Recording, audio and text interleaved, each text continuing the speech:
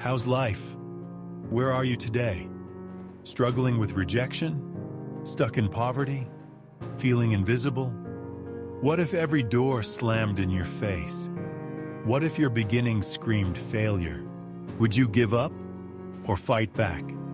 The year was 1986. Cameras rolled as a new daytime talk show went live in Chicago. Few believed it would last. But when the ratings came in, it shattered records. America had just met a woman who would redefine television. Her name? Oprah Winfrey. But behind the glamour, applause, and billion-dollar empire was a girl who grew up wearing potato sack dresses, who endured abuse and rejection, and who was told she wasn't fit for TV. This is her story. Oprah Gail Winfrey was born in 1954 in Kosciuszko, Mississippi, to a teenage single mother. Her grandmother raised her in deep poverty. Oprah often wore dresses made from potato sacks because they couldn't afford real clothes. But even then, she had a gift.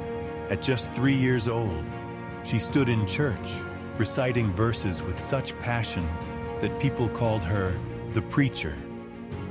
Still, her early life was marked not by opportunity, but by struggle. At 9 years old, Oprah was sexually abused by family members and close friends of the family. She carried the pain in silence, ashamed and afraid. By her teenage years, she rebelled. She ran away from home. At 14, she became pregnant. Her baby boy was born prematurely and died shortly after birth. Oprah was heartbroken, but that loss became a turning point. She promised herself she would not waste her life. Oprah's father, Vernon Winfrey, took her in. A strict man, he insisted on discipline and education. He gave her structure she had never known before. She excelled in school. She became an honor student, joined the speech team, and won a scholarship to Tennessee State University. For the first time, she saw a glimpse of what her future could be. At 17, Oprah entered a beauty pageant and won. That victory led to her first job at a local radio station, WVOL, where her natural voice and authenticity shined.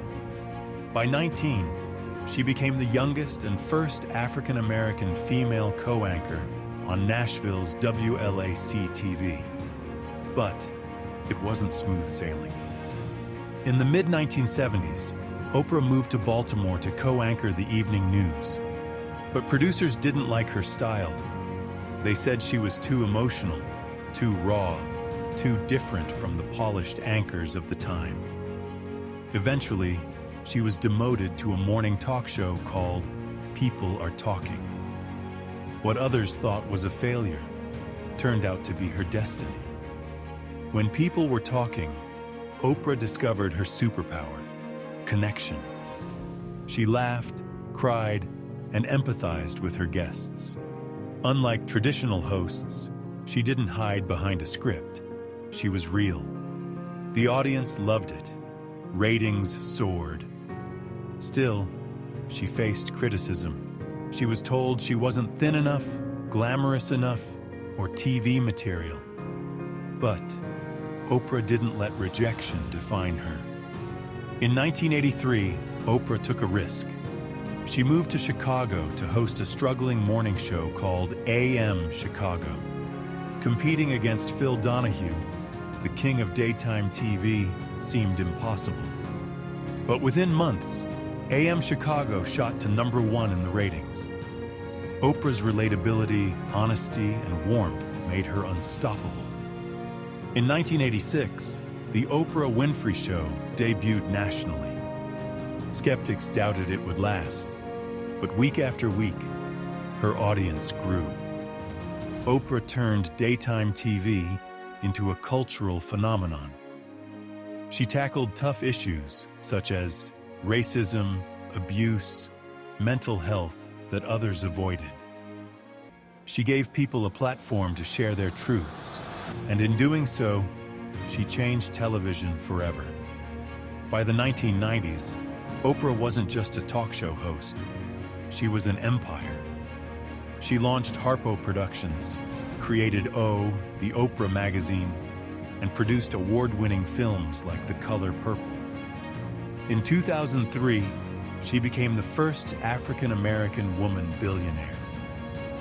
But her greatest achievement wasn't money, it was influence. She inspired millions to read through her book club, encouraged people to live authentically, and became a voice of hope across the globe. Oprah never forgot her roots. She built schools in South Africa, donated millions to charities, and supported countless causes.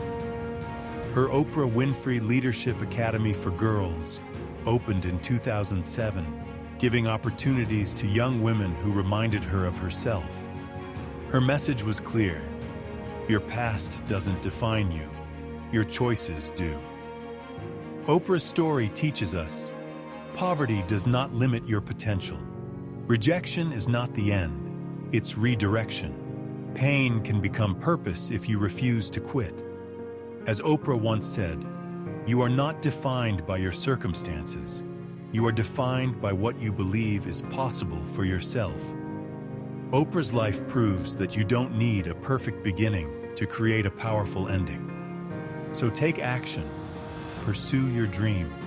Refuse to let failure or rejection silence you. Because one day, your story may inspire millions just like hers. Oprah once said, "Turn your wounds into wisdom." And that's exactly what she did. Today, Oprah Winfrey is one of the most influential women in the world. From talk shows to philanthropy to her own network, she continues to impact lives.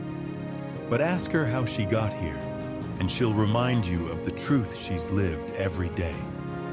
I am proof that no matter where you come from, your story can change if you dare to believe in yourself.